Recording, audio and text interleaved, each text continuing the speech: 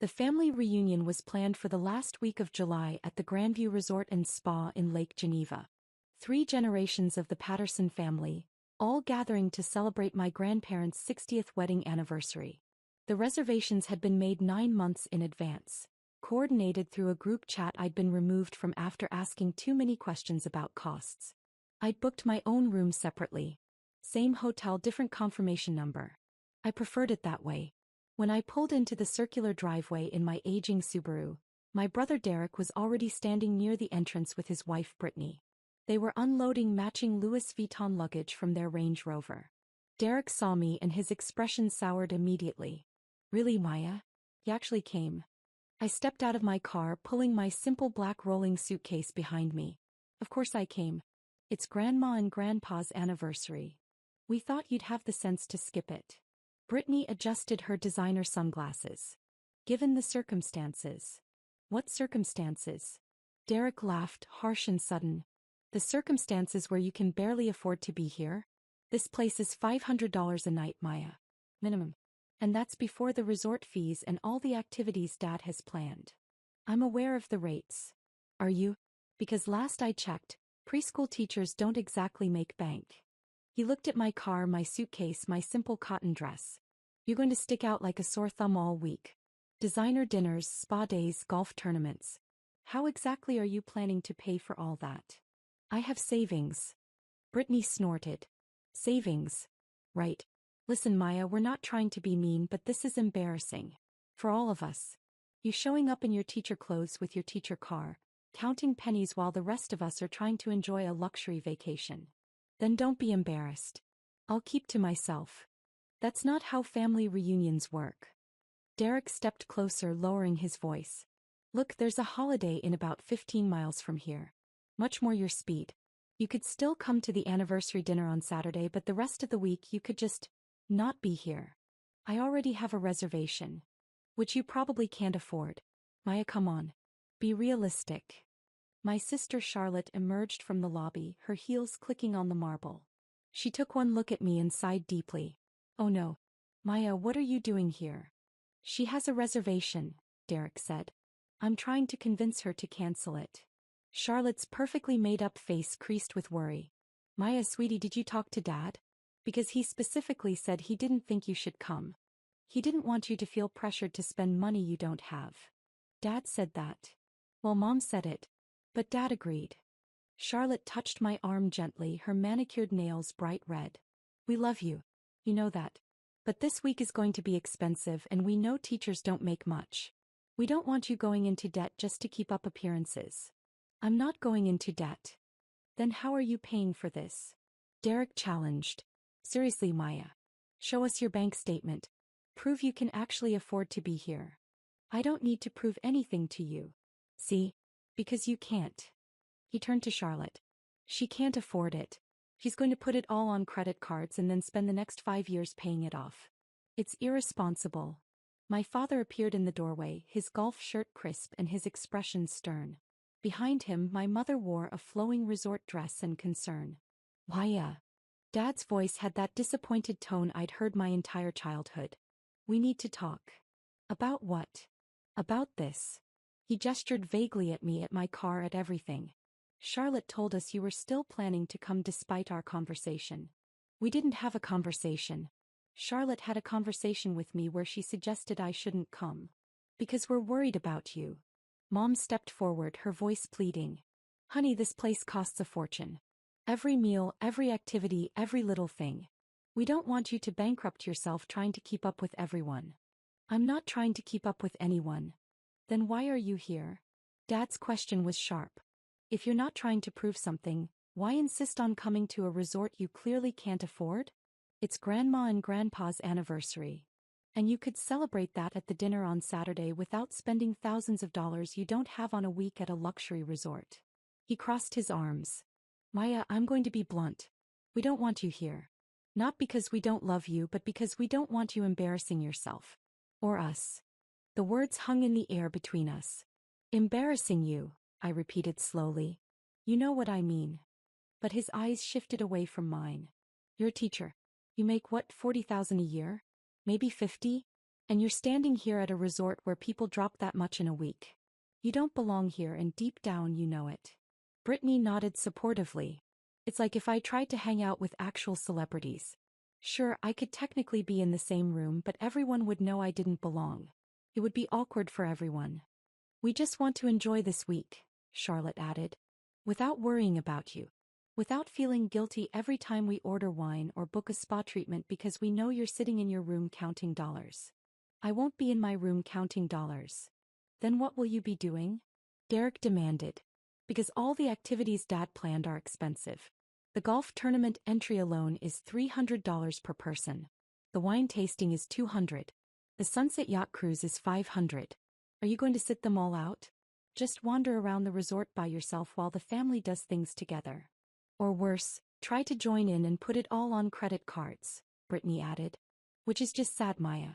Really sad. My mother's eyes were wet. We're saying this out of love. We don't want you to spend the next year digging yourself out of debt because you were too proud to admit you couldn't afford a vacation. Find a motel you can afford, Dad said firmly. Something reasonable.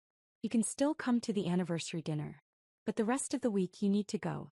This isn't your world, Maya. It never has been. I looked at each of them in turn.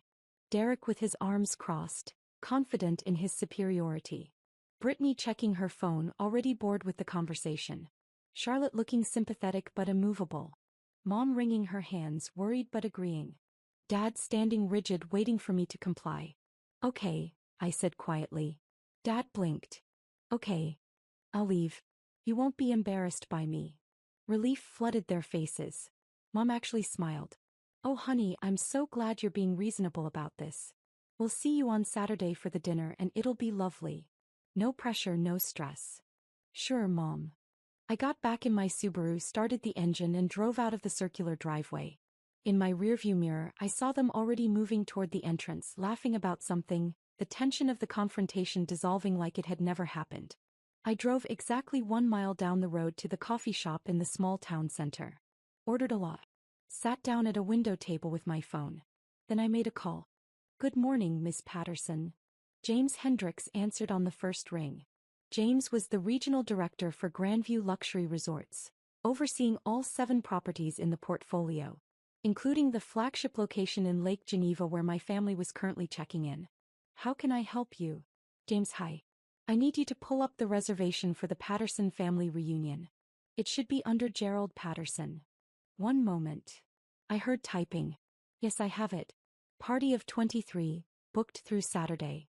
Presidential suite, 4 luxury suites and 6 standard rooms.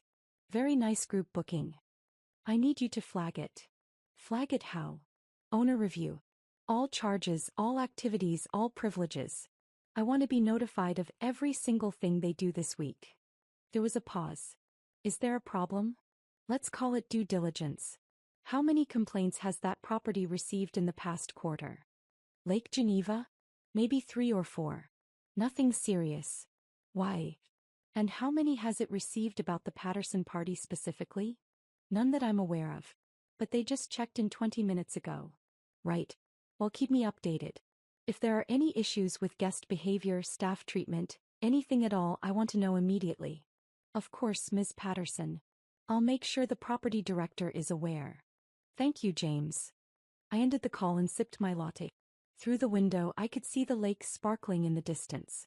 The Grandview Resort sat on the northern shore, all glass and elegance, with its private beach and championship golf course. I'd bought it 3 years ago.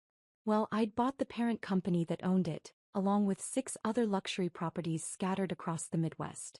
The total acquisition had cost me $42 million, funded by the tech company sale that my family still knew nothing about. Because I'd never told them. After teaching for 6 years, I'd spent my evenings building an educational software platform. Something I genuinely cared about, that helped teachers manage classrooms more effectively. I'd worked on it alone at first, then hired developers as it gained traction. Within 3 years we had 12,000 schools using it.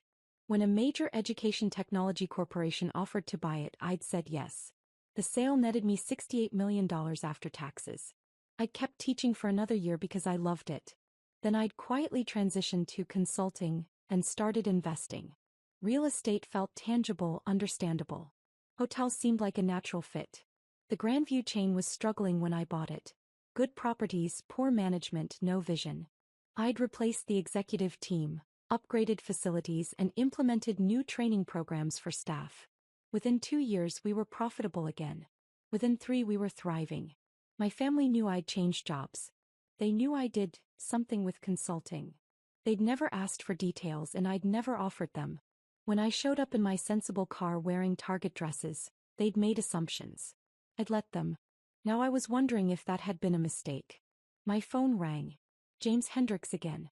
That was fast, I said. You're going to want to hear this. He sounded tense. I just got a call from Margaret. She's the property director at Lake Geneva. Apparently your father demanded to speak with management about 10 minutes ago. About what? He's claiming there was a booking error. Says a room was reserved under the name Maya Patterson, and he wants it cancelled immediately. Says the person who booked it isn't actually coming and he doesn't want to be charged for it. I closed my eyes. What did Margaret tell him? That she couldn't cancel a reservation without authorization from the guest who made it. He got aggressive. Started saying he's the head of the family party, that he should have authority over all the bookings, that it's ridiculous a hotel wouldn't listen to a guest spending over $50,000 for the week. 50,000? I whistled. He's really going all out. Apparently. Margaret held firm on policy, but he's demanding to speak to her supervisor.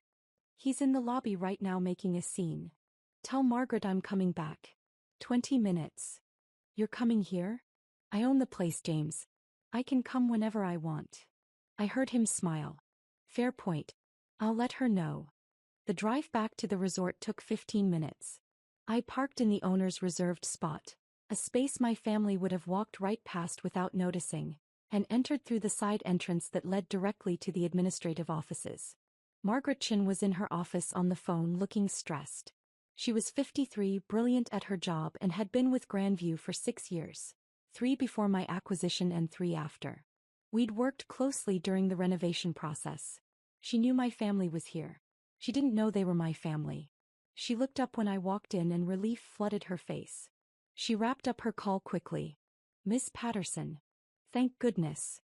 James filled me in. Is my father still in the lobby? Your father. She blinked. Gerald Patterson is your father? Unfortunately. Oh no. Oh, Miss Patterson, I'm so sorry. If I'd known. You handled it exactly right. Don't apologize. I sat down across from her desk. Tell me what happened. She explained the confrontation. Dad had approached the desk demanding the cancellation.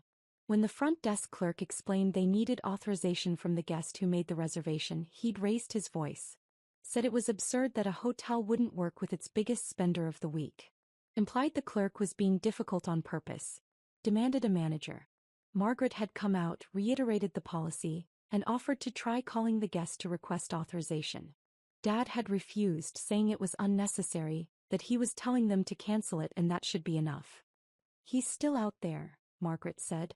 Sitting in the lobby with your mother and siblings, complaining loudly about poor customer service. Other guests are starting to notice. I see. I stood up. Let me handle this. Are you sure? I can have security. No security. Not yet. Let me talk to them first.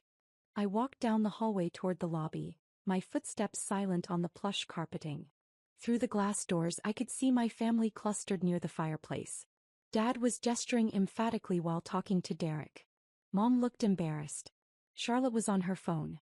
I pushed open the doors and walked straight to the front desk.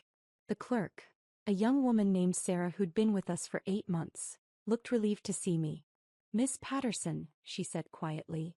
I'm so sorry about the situation. You did great, Sarah. Don't worry. I raised my voice slightly. Now, I understand there's an issue with a room reservation? Dad's head snapped up. He strode over to the desk, ready for another fight. Finally, someone with authority. He didn't even look at me, his eyes on Sarah. I need you to cancel a reservation made under the name Maya Patterson. The guest isn't coming and I refuse to pay for an empty room. I can't cancel that reservation, sir, I said calmly. Why not? I'm telling you she's not coming. Because the guest who made the reservation is standing right here. He turned to me then really looked at me for the first time since I'd entered. Maya? What are you doing here? I thought you left. I did leave. I came back. Why would you? He stopped, confused. Wait. Did you talk to them? Did you convince them to let you stay? I don't need anyone's permission to stay here, Dad. Yes, you do. I'm not paying for your room. You want to be here so badly, you can pay for it yourself. I am paying for it myself. I always was. With what money? Derek had joined us now, Brittany at his elbow. Maya, seriously, this is getting pathetic. Just admit you can't afford this place and go. I can afford it. Stop lying. Dad's voice was rising. Other guests were definitely watching now. We all know you barely make enough to cover rent. You drive a 15-year-old car. You shop at Target. You're a preschool teacher, for God's sake. I was a preschool teacher. Now I'm a hotel owner. The silence was immediate and total. Charlotte laughed nervously. What? I own this hotel. And 6 others. I turned to Sarah. Sarah, can you pull up the ownership records for Grandview Lake Geneva? She typed quickly, her fingers shaking slightly. Yes, ma'am. Property owned by Grandview Luxury Resorts, LLC. Principal owner, Maya Elizabeth Patterson. That's... Dad's face was white. That's not possible. It's very possible. I bought the company 3 years ago after selling my educational software business. The sale netted me $68 million. I invested $42 million of it in acquiring Grandview. Mom made a small sound like air escaping. You sold a business? Charlotte's voice was faint. What business? Classroom Connect. It's an educational platform used by about 40,000 schools now. I built it while teaching, sold it in 2022. Derek was shaking his head. No, this is some kind of joke.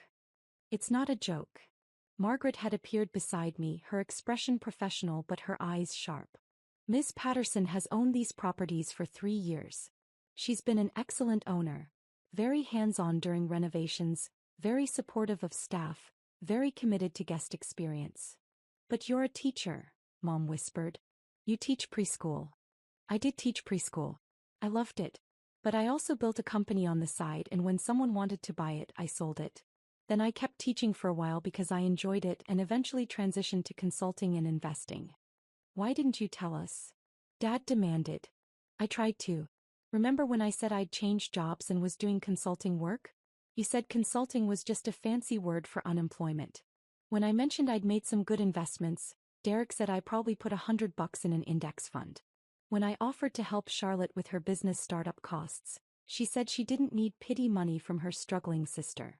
Each example landed like a physical blow. I could see them remembering, the memories clicking into place. But you still dress like... Brittany gestured at my outfit. Like you shop at clearance sales. I do shop at clearance sales. I like a good deal. Why would I spend $300 on a shirt when I can get one I like just as much for $30?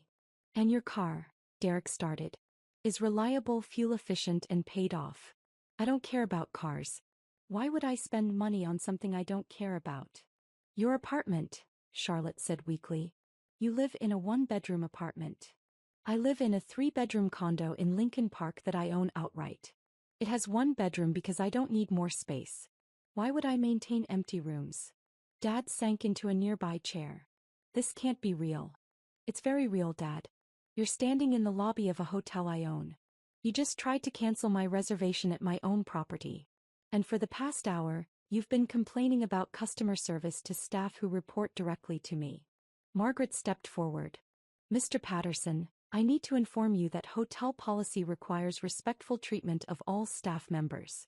The complaints you made to the front desk staff were noted. Ms. Patterson has instructed us to flag your party for owner review. Owner review? Mom looked panicked. What does that mean?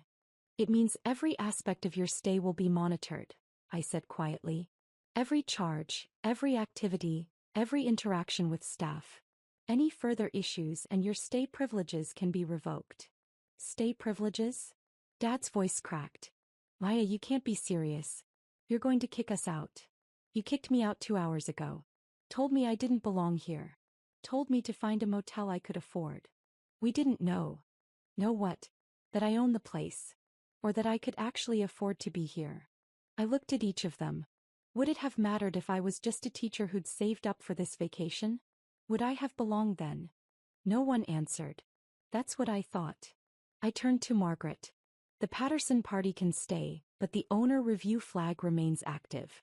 Any staff complaints, any behavioral issues, any problems at all, I want to know immediately. Yes, ma'am. Maya, wait. Mom reached for me, but I stepped back. I have a reservation here. Room I paid for. I'm going to check in now and enjoy the facilities. You all can do the same. But if you approach me, if you harass me, if you try to have another family meeting about how I don't belong here, I will have security escort you from the property. Are we clear? Dad's face was red. You can't do this. We're family. Family who told me I was an embarrassment. Family who didn't want me here. Kept my voice level. I'm giving you what you wanted. You get to enjoy your luxury vacation without worrying about your poor sister counting pennies. I'll be here too, but you won't have to acknowledge me. You can pretend I don't exist, just like you've been pretending my success doesn't exist for 3 years. We didn't know about your success. Charlotte protested. You never told us. I tried to tell you. You didn't listen. You made assumptions about who I was and what I was worth, and you never questioned those assumptions. Not once in 3 years did any of you ask me about my work, my investments, my life. You just decided I was failing and treated me accordingly. Sarah handed me a key card. Room 412, Ms. Patterson. Top floor, Lakeview. Your usual suite. Thank you, Sarah. I took the key, then looked back at my family one last time. Enjoy your vacation. Try to be kind to the staff. They work hard.